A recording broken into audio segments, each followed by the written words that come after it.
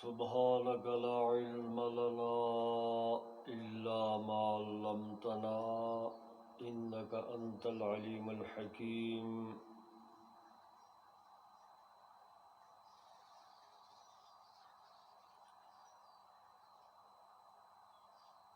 الحمد لله حمدا موافيا لنعمه مكافيا لمزيده. اللهم إنا نحمدك بآلائك ونشكرك بنعمائك لك المنة والإحسان. اللهم إنك مالك الملك والملكوت ومنك السبيل إلى الجبروت واللاهوت ومنك البداية وإليك النهاية إنك على كل شيء قدير وبالإجابة جدير.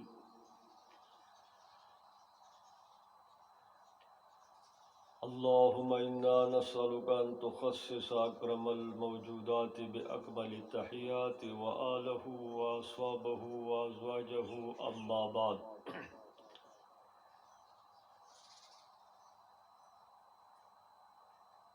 فأعوذ بالله من الشيطان الرجيم. بسم الله الرحمن الرحيم.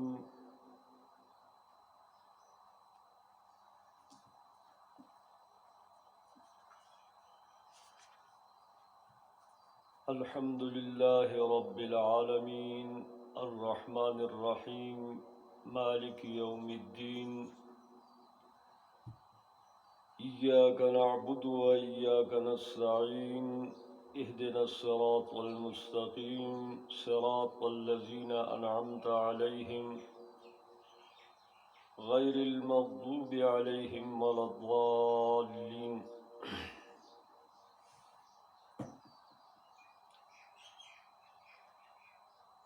اللهم إني أسألك بكل اسم هو سميت به نفسك أو أنزلته في كتابك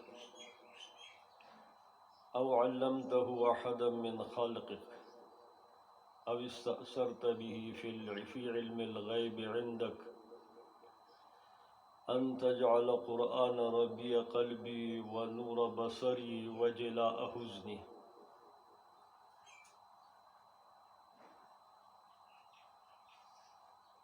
اے من مشو کے مرکب مردان راہ را در سنگلا خبادیا پیہا برید ان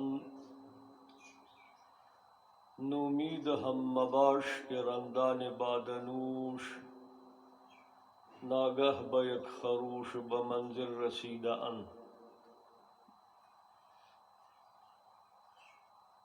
دریں صحرا اے صحرائے خراسان دریں صحرا کی میں بینی سراسر خیمہ لیلاس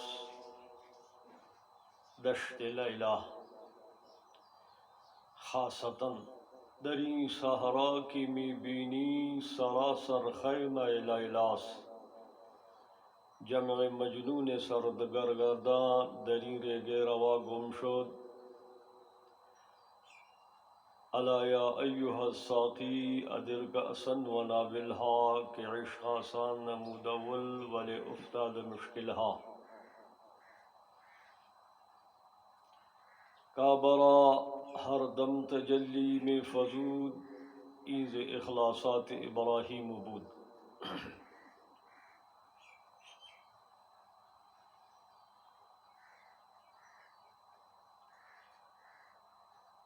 یہ دورہ تفسیر 2020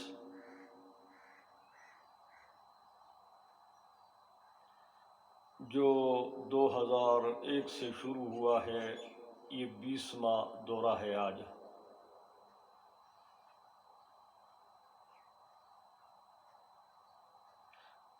اور یہ دورہ اس وقت سے شروع ہوا جب ملل ابراہیمیہ میں سے منسوب احزاب میں سے سب سے بڑی حزب اس کرۂ زمین پر نصارا کے پوپ نے پوری دنیا کا چکر کاٹ کر اٹلی میں واپسی پر ہندوستان آیا، پھر اقصی گیا، پھر اٹلی گیا. جو نصارہ کا مذہبی مرکز ہے، وہاں اس نے دنیا کے 5 بتوں میں سے سب سے بڑے بت امریکہ کو حکم دیا کہ جزیرۃ العرب جو مرکز ہے، اس کے لیے دنیا میں جو مورچہ ہے وہ خراسان کی سرزمین ہے، لہٰذا اس پر ایک ڈرامہ رچا کر حملہ کر دو۔ جس رات اس مورچے پر حملہ ہوا اس کے صبح سے پہلا دورہ شروع ہوا، اور آج یہ 20واں دورہ ہے۔ ہمارا کوئی ٹھکانہ نہیں ہے، زیادہ تر ہمارے دورے جو ہے وہ کالا پانی میں ہوتے ہیں، باقی جا بجا دورے ہوتے ہیں۔ ہم نے کوئی فلک الافلاک ابھی تک نہیں بنایا۔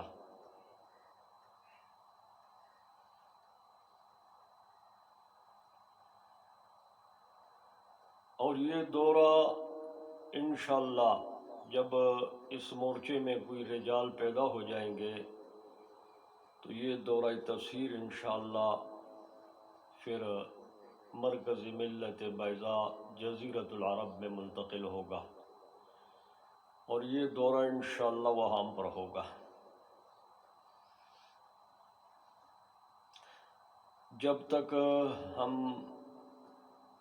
بے بس ہیں یا جب تک ہم جمہوریت کے ڈول بجا رہے ہیں اور ایک دوسرے کے گوشت نوچنے میں مصروف ہیں اور فروعات کی جنگیں لڑ رہے ہیں، اس وقت تک تو مشکل ہے کہ ہم جزیرۃ العرب جائیں۔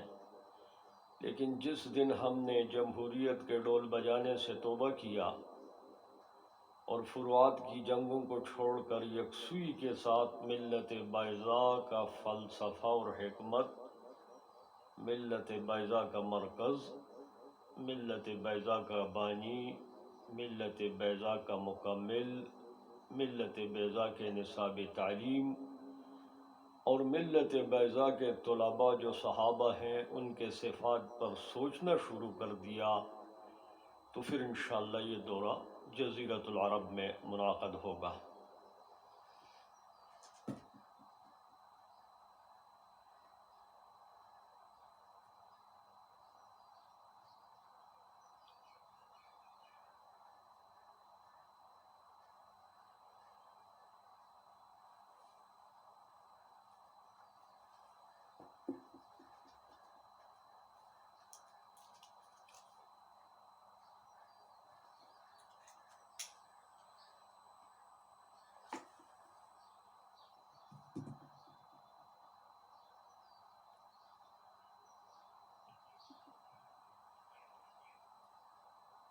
یہ دورہ تو پہلے عام مقامات پر ہوتا تھا، لیکن اب جب گریڈر اسرائیل کا نقشہ بننے لگ گیا ہے اور 5 بتوں میں سے اس 5 میں صنم اکبر نے اقصی کی سرزمین پر آ کر اسرائیل کے بادشاہ کے آگے 4 اعلانات کیے۔ ایک اعلان اس نے یہ کیا، آپ تاریخ کے بھی طلباء ہیں تو آپ کو دیکھنا چاہیے کہ یہ اعلانات کب ہوئے ہیں۔ ایک اعلان اس نے یہ کیا کہ یہ اقصی کی سرزمین جو ہے یا یروشلم کی جو سرزمین ہے، آج کل تو ہمارے فروعات کی لڑائیاں اس درجے میں پہنچ گئی ہیں کہ ہم اپنے جغرافیہ اور مقامات اور اصطلاحات سے بھی بے خبر ہیں۔ اس نے یہ کہا کہ یہ یروشلم کی سرزمین یا اقصی کی سرزمین بلا شرکت غیر ہم آپ کے حوالے کرتے ہیں، یہ آپ کا دارالخلافہ ہوگا۔ ایک اعلان اس نے یہ کیا، اور میں اپنا سفارت خانہ فلان جگہ سے اٹھا کر اقصی میں لاؤں گا، یہ اس بڑے بت نے اعلان کیا۔ یہ کہ اعلان کا ایک حصہ یہ ہے۔ دوسرا اعلان اس نے یہ کیا کہ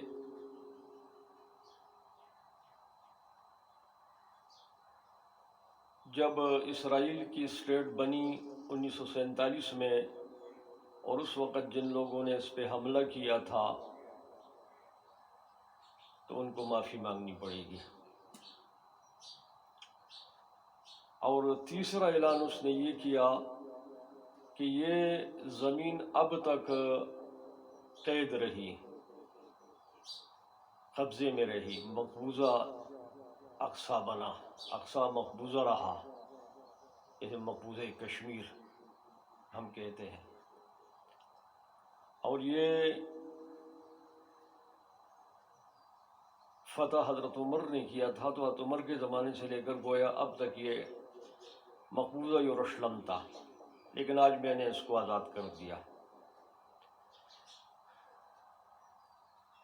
1400 سال کے بعد میں نے آج اس کو آزاد کر دیا۔ یہ تیسرا اعلان کیا۔ اور چوتھا اعلان اس نے یہ کیا کہ اگر کوئی مسلمان یہاں آنا چاہیں، کیونکہ یہاں سے ان کے پیغمبر نے معراج پہ تشریف لے گئے ہیں، بہت ساری اور بھی باتیں ہیں۔ جب حضرت عمر آیا تو یہودیوں نے عیسیٰ علیہ السلام کا وہ مکان جس میں ان کو بقول عقیدہ ان کے انہوں نے سولی پہ چڑھایا تھا، وہاں تو یہودیوں نے گن پھینکا تھا، کوڑا کرکٹ کا ڈیران تھا۔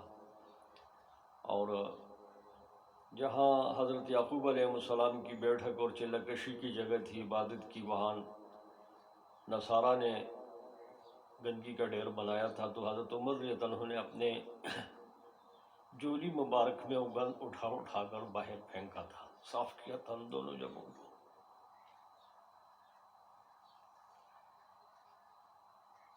تو دنیا کے اس بڑے فرعون نے اور بڑے بت نے کہا کہ اگر مسلمان یہاں زیارت کے لیے آتے ہیں تو ان کے لیے یہ اردن کا بادشاہ جو ہے یہ بہترین بادشاہ ہے۔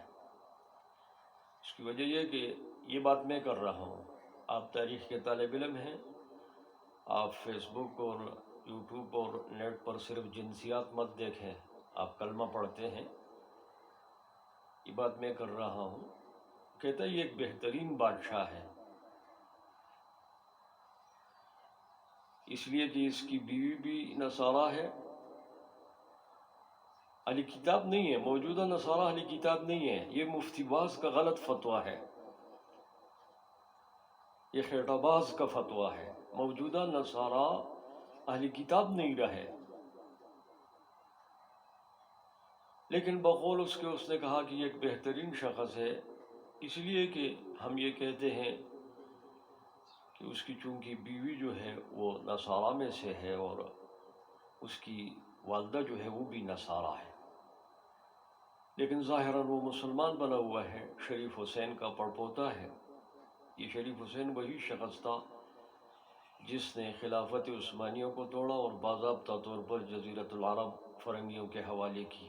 ایک صوبہ تھا، 12 حصوں میں ٹکڑے ٹکڑے کر کے وہاں یہود و نصارہ نے اپنے مہرے بٹھائے۔ تو یہ اس نے اعلان کیا کہ اگر کوئی مسلمان زیارت کے لیے آئے تو اس کے جو اصول اور قواعد ہم ضبط کریں گے اور بنائیں گے تو وہ اس کے مشورے سے ہوں گے، جو اردن کا بادشاہ ہے۔ یہ 4 اعلانات اس نے کیے۔ اس کے بعد پھر دنیا میں جو حالات آئے، خصوصاً بیت اللہ شریف، جو ان اول بیت وضع للناس للذی ببکۃ مبارکا وہدی للعالمین، کل کائنات کے ہدایت کا جو مرکز ہے، وہاں جو حالات پیدا ہوئے، تو اب تو یہ حالات چل رہے ہیں۔ اس حالات کے پیش نظر ہم تو کسی میدان میں نہیں ہیں، اس انداز میں یہ دعوت کا پروگرام اب تک پہنچا رہے ہیں کہ یہ دعوت کا پروگرام اب تک پہنچ جائے۔ ظہر الفساد فی البر والبحر، یہ جو سورہ روم کی آیت ہے، علماء اکرام کو اور علماء اسلام کو اس کے تحت تمام تفاسیر دیکھنی چاہیے۔ تکوینی نظام کے بعد تشریعی نظام کی شروعات ہوتی ہیں اور اس کو کسی کا باپ نہیں روک سکتا۔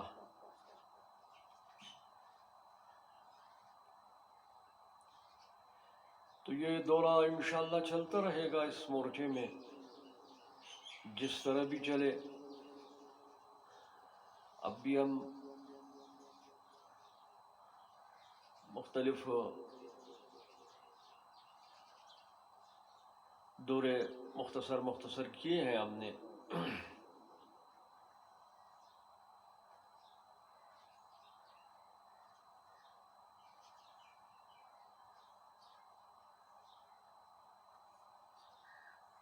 یہ دورہ اس سے پہلے جو 19 سال ہوا ہے تو یہ عموماً اردو میں ہوا ہے، لیکن اس دفعہ یہ دورہ ہم چاہتے ہیں کہ یہ خالص پشتو میں اور کچھ فارسی میں ہو۔ ابتدائی کلمات میں نے آج پہلے درس کے اردو میں کر دیے ہیں۔ عنوان اس کا ہوگا دورہ تفسیر 2020، درس نمبر 1، درس نمبر 2، درس نمبر 3۔ اگر کوئی سورت چل رہی ہو تو ساتھ اس سورت کا نام بھی لکھ دیں گے۔ سورہ بقرہ نمبر 1، نمبر 2، نمبر 3۔ زیادہ ان چکروں میں ہم پڑھتے بھی نہیں ہیں اور نہ ہمیں یہ چکر آتے ہیں، تو اتنا سا اندازہ ہو جائے کہ 2020 کا دعوت نامہ کیا ہے اور اس وقت حال کا امر کیا ہے۔ تو یہ دورہ خالص پشتو اور فارسی کچھ میں ہوگا۔ اس کی وجہ ہے کہ اس وقت مورچے کے میدان میں فعال عنصر جو ہے وہ انہی حضرات کا ہے اور ان کے ساتھ جو ملحقہ اقوام ہے۔ مابین النہرین جتنے بھی اقوام ہیں ان میں اغلبیت چونکہ اہل پشتو کی ہے، پھر ان کے ساتھ فارسی والے ہیں، پھر دیگر جو ہے زبانوں والے ہیں، نیچے تک مختصر چھوٹی چھوٹی جو زبانیں ہیں، یہ سب محترم لوگ ہیں، کیونکہ ایک حساب سے یہ ایک مجموعہ ہے، کیونکہ ان کا مذہب ایک ہے، ان کا رسم و رواج ایک ہے، ان کی تہذیب ایک ہے، ان کی ثقافت ایک ہے، ان کی غم اور شادی ایک ہے۔ لہٰذا اس وقت جو چھوٹے چھوٹے قوموں کے جماعتوں کو تشکیل دیا جا رہا ہے اور نئی نئی جماعتیں قومیتوں کے نام پر بن رہی ہیں، یہ سب اغیار کی سازش ہے اور اس مورچے کے افراد کو اور قوموں کو تقسیم کرنا چاہتے ہیں، افراد کو بھی اور جامعات کو بھی۔ ہم اس کے قائل نہیں ہیں۔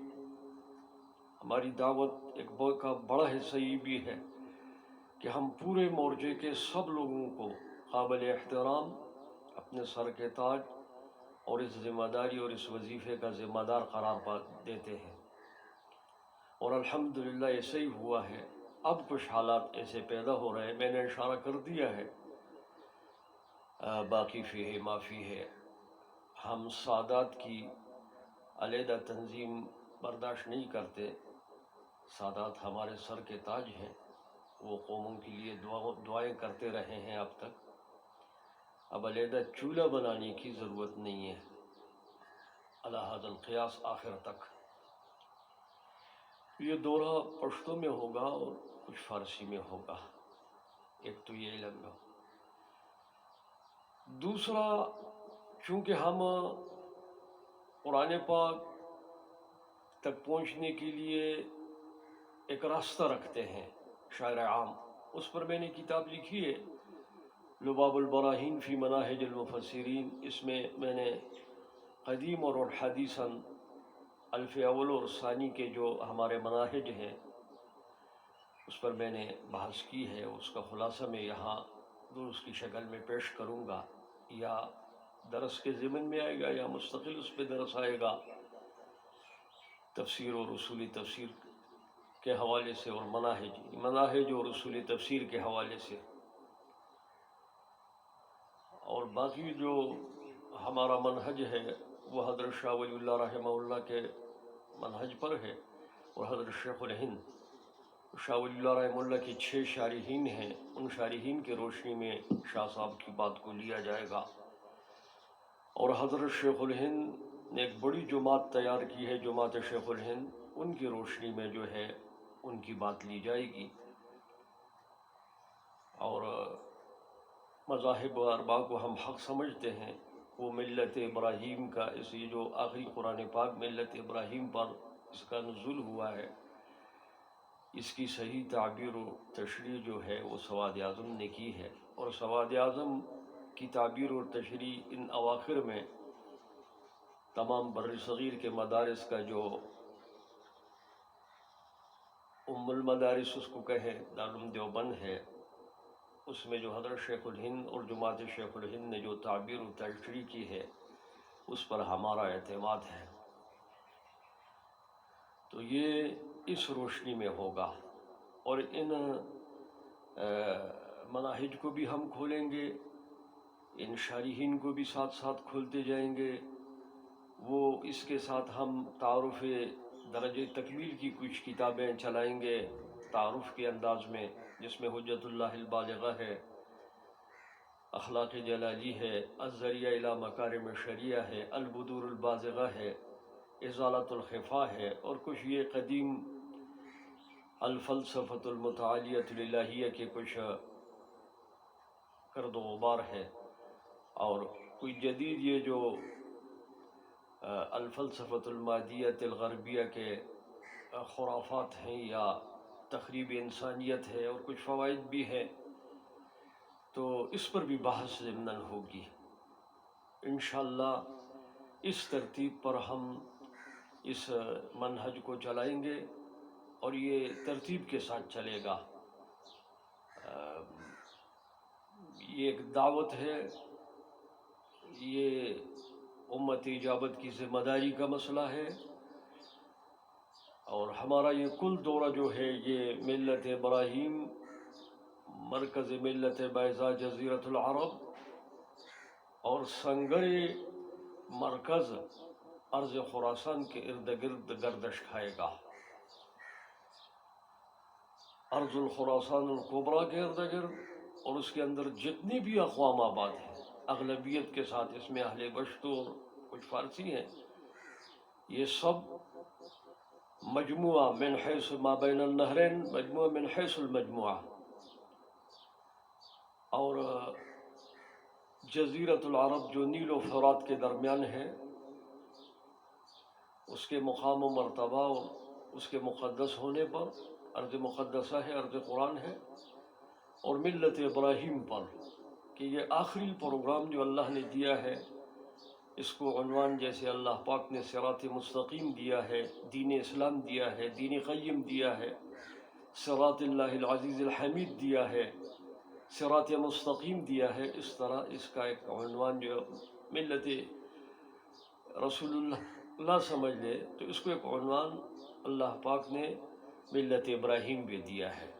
بعض کوئی مستغربین پیدا ہوئے ہیں، شرم بھی نہیں آتی ان کو، حیا ہونی چاہیے، اوساخ الناس کو مدارس میں نگل کر بعد میں اپنے ہی نصاب کے خلاف پروگرام چلانا ٹکڑے کے خاطر، یہ بہت کمینگی ہے، گراوٹ ہے اور پستی ہے۔ انہوں نے یہ مسئلہ اٹھایا ہوا ہے کہ ملت ابراہیم کی اصطلاح نہ استعمال کی جائے، اور یہ ہے اور وہ ہے، اس پر ہم تفصیلاً بات کریں گے کہ یہ کیا مسئلہ ہے۔ ملت ابراہیم پر شاہ ولی اللہ رحمہ اللہ نے حجت البدور البازغہ میں مستقل ایک مقالہ لکھا ہے، اور شارح سادس جو حکمت بالغہ کے چھٹے شارح ہیں انہوں نے مستقل ایک مقالہ لکھا ہے، اور مفسرین نے اور تمام ہمارے اوپر سے جو حکمت بالغہ کے حکماء ہیں انہوں نے باضابطہ طور پر اس کے اوپر کلام کیا ہے، اپنے خطبے جو ہے وہ ملت بیضاء پر باندھے ہیں کتابوں کے، تو اس ترتیب پر انشاءاللہ یہ آپ کے سامنے ہوگا، یہ درس نمبر 1، یعنی دورہ تفسیر 2020 درس نمبر 1۔ اس کے بعد انشاءاللہ درس نمبر 2 ہوگا، تو آہستہ آہستہ ہم دعوت کے انداز میں اس کو ہم چلائیں گے۔ اللہ پاک سمجھنے کی ہمیں توفیق نصیب فرمائے۔ سبحانک اللہم و بحمدک، نشهد أن لا إله إلا أنت نستغفرك ونتوب إليك رب اغفر وارحم.